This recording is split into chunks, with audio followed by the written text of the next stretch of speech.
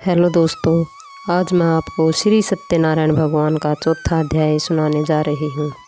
सूत जी बोले, वैश्य ने मंगलाचार करके आरंभ यात्रा की और अपने नगर को चला।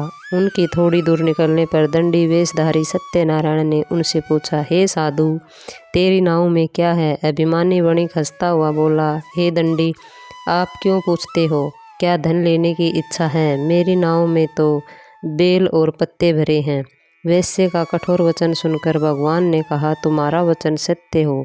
कुछ दूर जाकर समुद्र के किनारे बैठ गए। दंडी के जाने पर वैश्य ने नृत्य क्रिया करने के बाद नाव को ऊंची उठी देखकर अचंभा किया और नाव में बेल पत्ते आदि देखकर मूर्छित हो जमीन पर गिर पड़ा। फिर मूर्छा खुलने पर अत्यंत शोक प्रकट करने लगा। तब उनका दामाद बोला कि आप शोक न करें, यह दंडी श्राप है। उनकी शरण में चलना चाहिए, तभी हमारी मनोकामना पूरी होगी।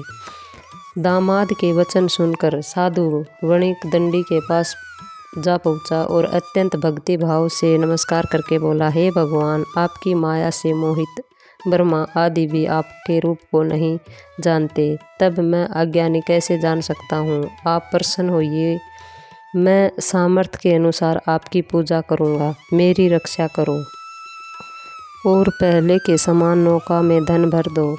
उसके भक्ति युक्त वचन सुनकर भगवान प्रसन्न हो उसकी इच्छा अनुसार वर देकर अंतर्ध्यान हो गए। तब उन्होंने नाव पर आकर देखा कि नाव धन से परिपूर्ण है।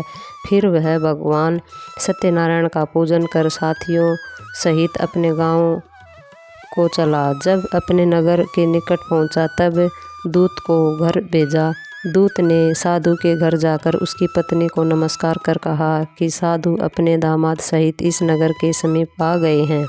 ऐसा वचन सुन साधु की पत्नी ने बड़े हर्ष के साथ सत्यदेव का पूजन कर पुत्री से कहा, अपने पति के दर्शन को जाती हूँ, तू कार्य पूर्ण कर शीघ्र आना। माता के ऐसे वचन सुनकर कलावती प्रसाद छोड़कर पति के पास गई।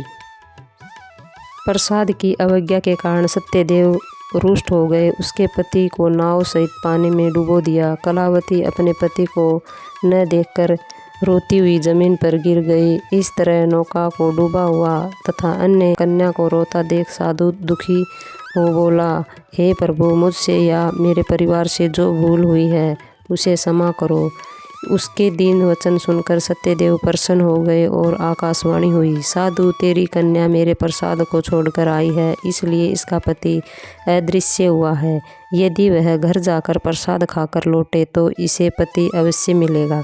ऐसी आकाशवाणी सुनकर कलावती ने घर पहुंचकर प्रसाद खाया, फिर आकर पति के दर्शन किए। तत्पश्चात साधु ने बंधु बांधवों सहित सत्यदेव का विधि पूर्वक पूजन किया। उस दिन से वह प्रत्येक पूर्णिमा को सत्यनारायण भगवान का पूजन एवं कथा करने लगा। फिर इस तरह लोक सुख भोगकर अंत में स्वर्ग लोक को गया। जय हो श्री सत्यनारायण भगवान की जय।